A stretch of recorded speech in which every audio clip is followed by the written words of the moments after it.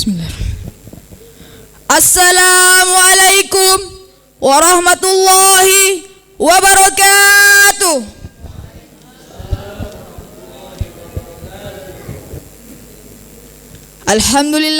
Alhamdulillah rabbil alamin.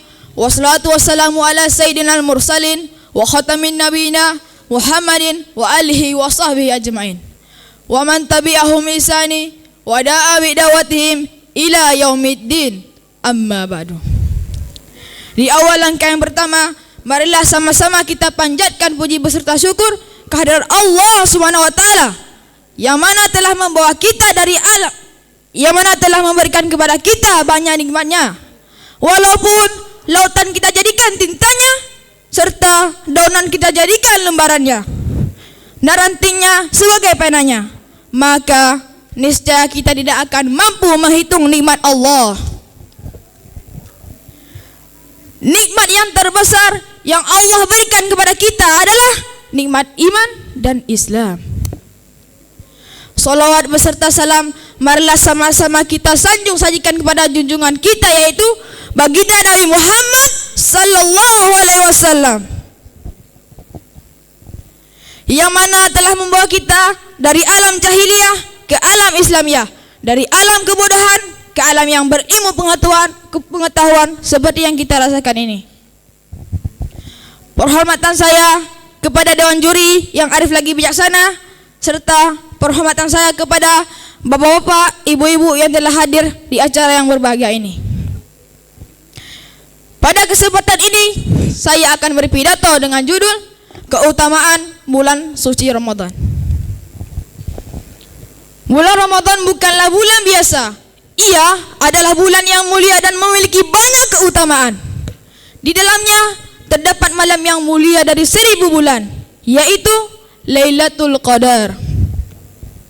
Selain itu, Ramadan juga menjadi momentum bagi kita untuk memperbaiki diri dan meningkatkan kualitas ibadah. Allah Subhanahu wa taala berfirman dalam surah Al-Baqarah ayat 185. Bismillahirrahmanirrahim. Syahrul Ramadan alladzi unzila fil Qur'an hudan lin-nasi wa bainatin minal huda wal furqan.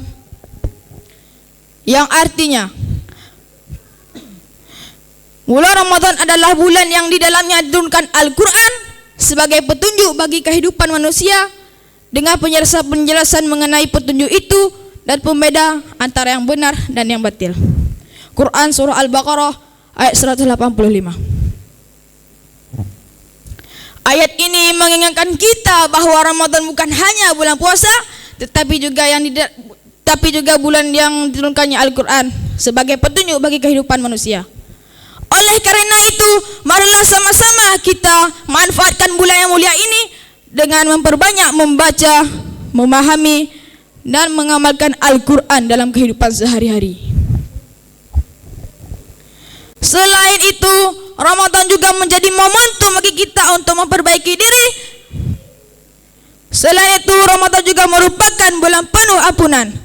Rasulullah SAW bersabda, "Man shoma Ramadhana imana wa ihtisaba ghufira lahu ma taqaddama min dzambi."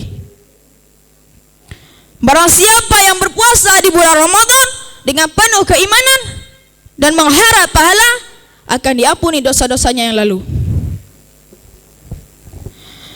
Hadis ini menunjukkan bahwa setiap amalan yang kita lakukan di bulan Ramadan, baik itu puasa, salat, sedekah, atau amal kebaikan lainnya, akan diampuni dosa-dosanya yang lalu. Hadis riwayat Bukhari Muslim.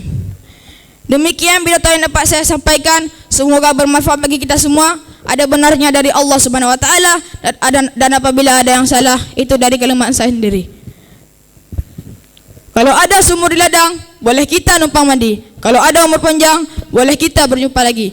Wabillahi taufiq wal hidayah. Wassalamualaikum warahmatullahi wabarakatuh.